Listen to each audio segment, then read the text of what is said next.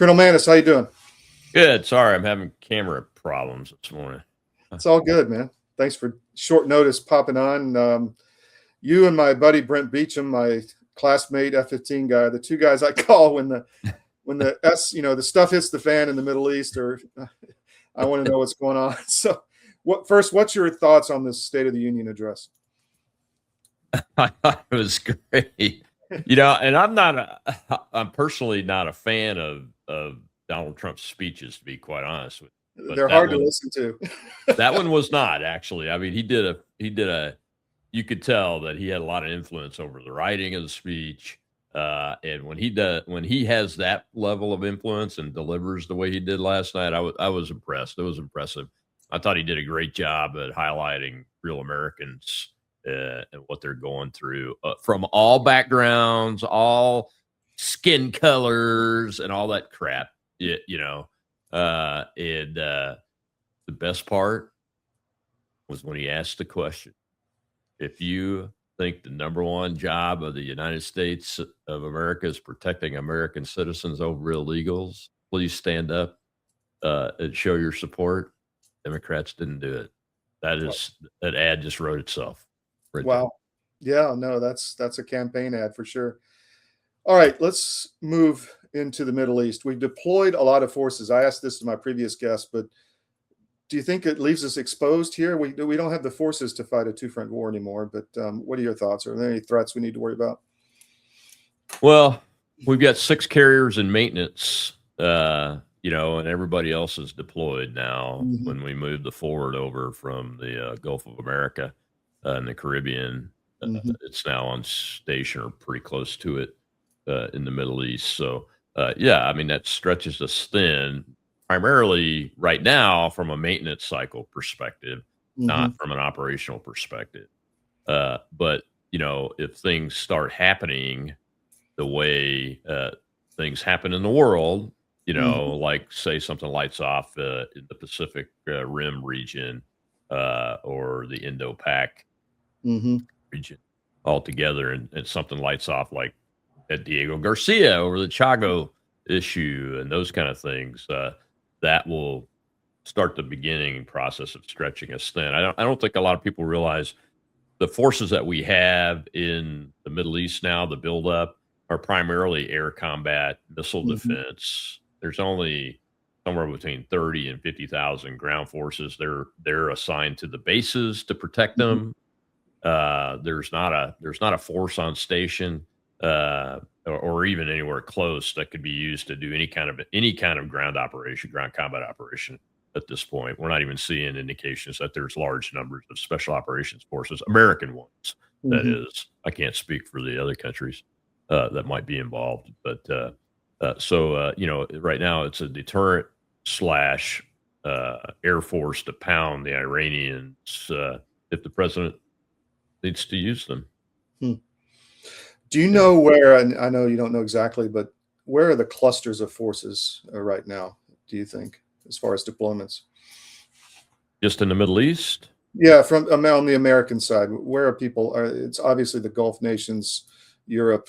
Do you know anything else? Yeah, we have some numbers on F-35s. There's 18 at the base in Jordan.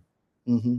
It's out in the hinterlands in Jordan. We moved a lot of our forces from Syria and Iraq into that base. Mm-hmm. Recently, there's 18 F-35s there from a numbers perspective. There aren't numbers, but, the usual suspects, IUD, the base mm-hmm. in Bahrain, mm-hmm. and 1 or 2 more probably likely on the coast of the Persian Gulf on the Arabian Peninsula there.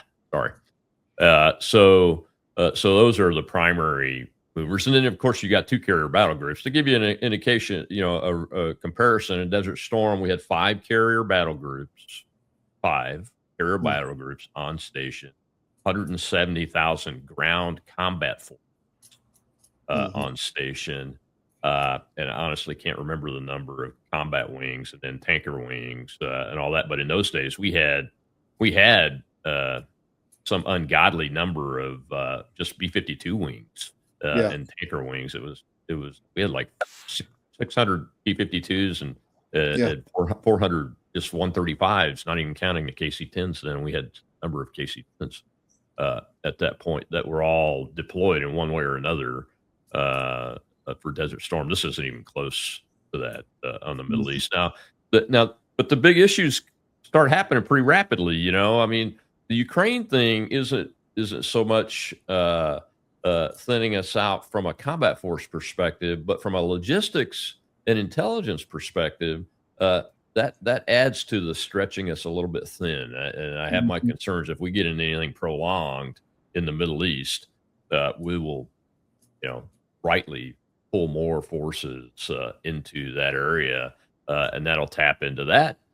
Not that, since I'm not a fan of having U.S. resources dedicated to the Ukraine-Russian war anyway, that doesn't really bother me. But that is a reason to look at this and make sure that what the chairman is doing is what the chairman's supposed to do. He's briefing the president options and briefing him what the risks are on the options. That's what his job is. People, I know the media did a big kerfuffle over that this week. That's what our job is to tell the president what we think his best options are and what the risks are for the options. And all of that has to be factored in. And of course, then you've got China and North Korea, those two wild cards over in the Pacific. Just never know. How do you think this Iran thing might go down? And I mean, you're just looking into a crystal ball, of course, but do you think it's just a limited strike on maybe some leadership targets and maybe some more nuclear? Or I don't think we're prepared for a long-term conflict. No, I don't think we are. I think it all depends on what we see that the resistance forces on the ground are capable of doing and putting up with. To be honest with you, I mean, you're probably watching the same things I'm watching. The Beck went into the Ayatollah's spaces the other day. Took several, over 100 casualties, I think. But a majority of their resources were, did a strategic, for want of a better term, retreat out of that battle, and we don't know what kind of damage they caused to the 6,000 IRGC members that are protecting the Ayatollah's compound there. But you're talking about the Mujahideen Khalq, which attacked the compound of the which is the only really truly robust indigenous population resistance force that's in the area from a logistics, command and control, and intelligence perspective. At least from what I can tell. I mean, I'm not going to ever be fully adamant about something in that type of world, but from what I can tell, and I've been talking to him for well over 8 years now, directly with folks. So I think it all depends on what we do. Looks like depends on what we think they can do. I think that if the president's team thinks that the people on the ground, the Iranians, can mount enough of a resistance and set of attacks to bring that government down, and airstrikes and maybe a couple of series of, a short air campaign might help them do that. The president, I'm sure, would be willing to do that because he said, help is on the way. And with this president, you have to take him seriously from not just a diplomatic help, but combat help. If he thinks he can do it, and he always makes his decisions, even though I've questioned him before too. But he appears to always make his decision based on what's in the best interest of the United States, and it is in the national interest of the United States, if not vital national interest of the United States, for this Iranian government that has declared war on us 47 and a half years ago to be gone, and we might have an opportunity there to get it done, with the people of Iran doing it as it should have been all along. This is a special report. Knowing how to invest your money is harder than ever before. Dealing with stock market volatility, record debt, and terrorist attacks requires new thinking. At U.S. Asset Management, we can help you see the world more clearly so that you can move beyond the chaos and invest with confidence. Call us, visit us online, or drop by our office. U.S. Asset Management, helping you make better decisions with your money. Your government doesn't care about you. That's why you need a medical emergency kit. It contains life-saving medications like ivermectin, Z-Pak, and antibiotics. Stock them before they block them. So 2 questions. One, Schumer, his reaction was interesting. He didn't come out and attack Trump after his classified briefing the other day. He just said, this is serious and the president needs to make his case to the U.S. American people. I would tend to agree with that. I think, well, he probably did in a big way last night, but what do you think? Yeah. Yeah, I think I tend to agree with that too. I mean, it's one of those things. At some point, the Americans that think the same on this, regardless of their partisan positions, have to start coming together. Because if we don't, and we continue down this road that we're seeing last night, I mean, come on. It took a Medal of Honor presentation for Senator Mark Kelly to a Navy aviator from Korea for Mark Kelly to stand up and applaud. He wouldn't even stand up and applaud for Sergeant Wolf, for the Purple Heart. But I mean, Americans are more than that. And this whole path that the Democrats have gone down to divide the country under this Marxist strategy that they've been using, it's going to fail at some point. It just depends on how bad it fails, what the outcome is. If it fails really badly, the outcome will be really violent and it won't be good for anybody. If it fails and gently goes into the night in an embarrassment, then we got something we can work with.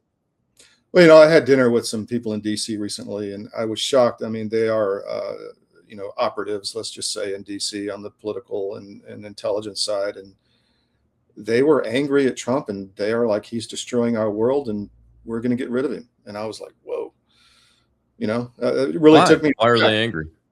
I think it's impacting their money.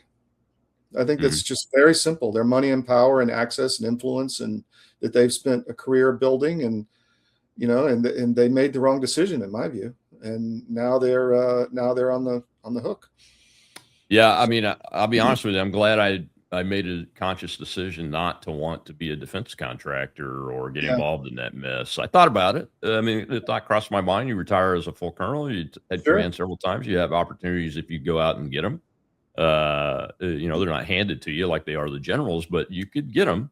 But I made a conscious decision not to do that because I wanted to learn something new, and B, I had seen what it had done to people that I know personally and what it continues to do. And your comment, what they told you, disturbs me.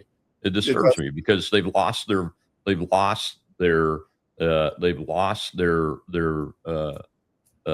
true north of the Constitution of the United States if they really say that.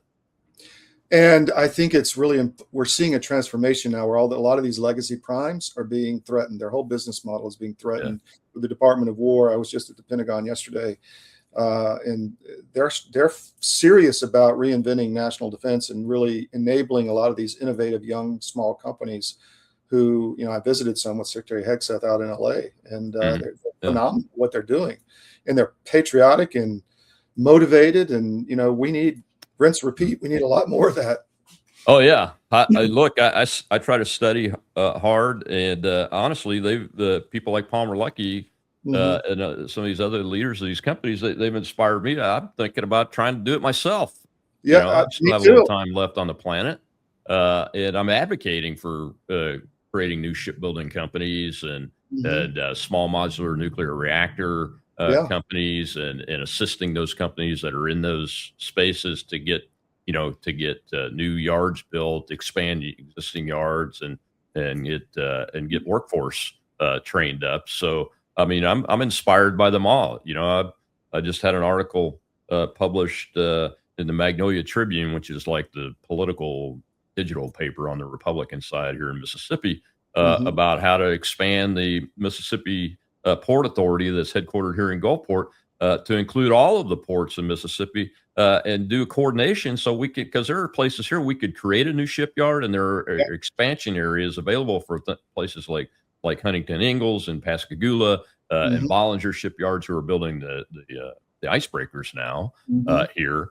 So there is room to do that. But the Port Authority, as good as they are, they're really good guys. I got a tour from the Gulfport port a few months ago from them. They're really great guys, but they need more power and more reach to be able to control all the port system, because we have the Mississippi River on the west side of the state. The ports on that need to be taken care of. The Corps of Engineers needs to do more work and get it done faster and those kind of things, and having a real maritime administration in our state would help do that with the eye on increasing shipbuilding.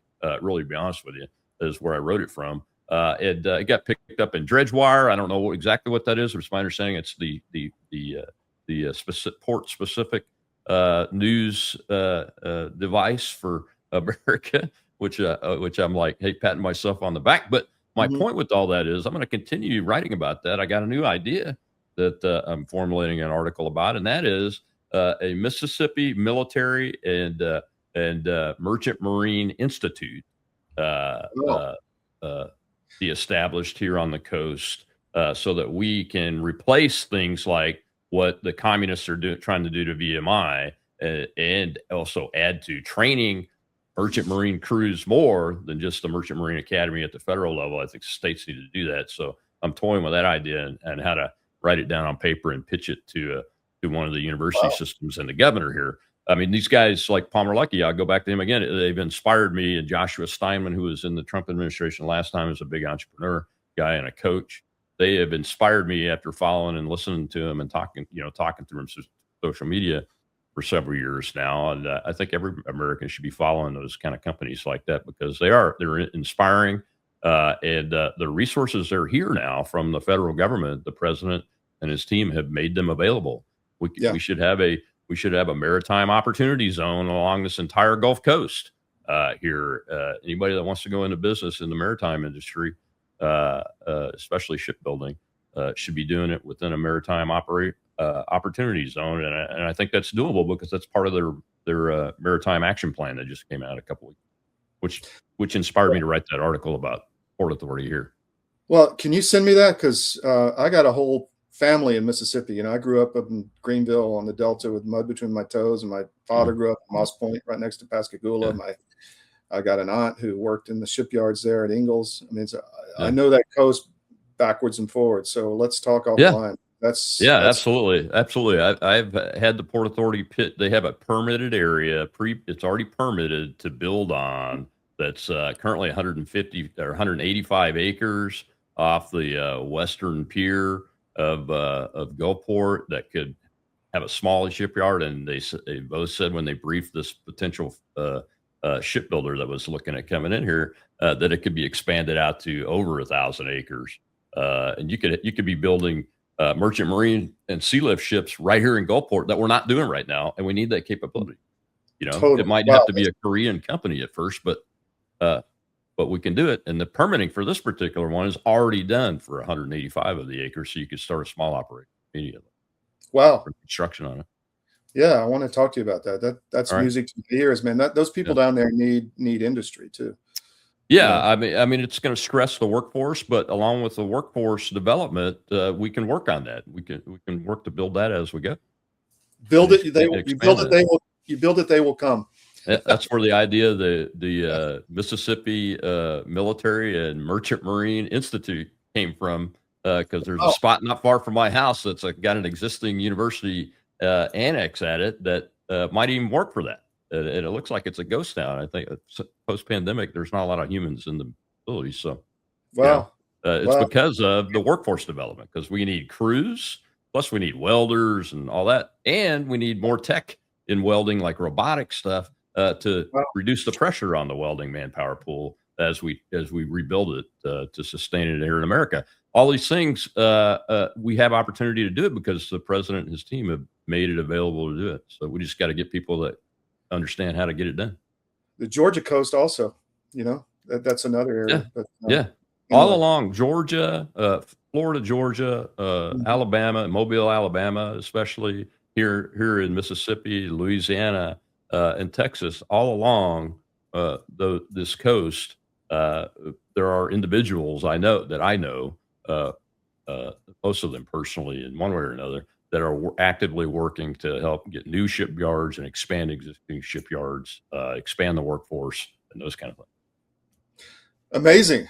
Wow. Yeah. Anything else, Rob, you want to get out? Thank you for all your insight. That was a bonus. I didn't expect that. Now I've got to do some research. Small modular nuclear reactors. I know I'm a friend of the Southern Region of Mississippi Public Service Commissioner, and I asked him face to face the other day, "Hey, are you guys open to small nuclear reactors?" He goes, "Yeah, but the people that are talking to me are saying 10 years from now, do you have anybody that can come in and talk from one of these innovative companies that could do it faster?" So I'm trying to find a company that has the ability to come in and talk and give him a briefing on it and shorten that timeline. If you know anybody. Well, I may, because the Pentagon has made a lot of these people available to us, and I was really impressed with a lot of the 3D printing and all that going on in LA. I mean, with Divergent, Rocket Lab, and just Castilian, fantastic. So I was one of the first base commanders in the military back in 2011 to advocate for small modular reactors to go onto military bases. Now the Air Force and the Army are both in fact in progress doing that.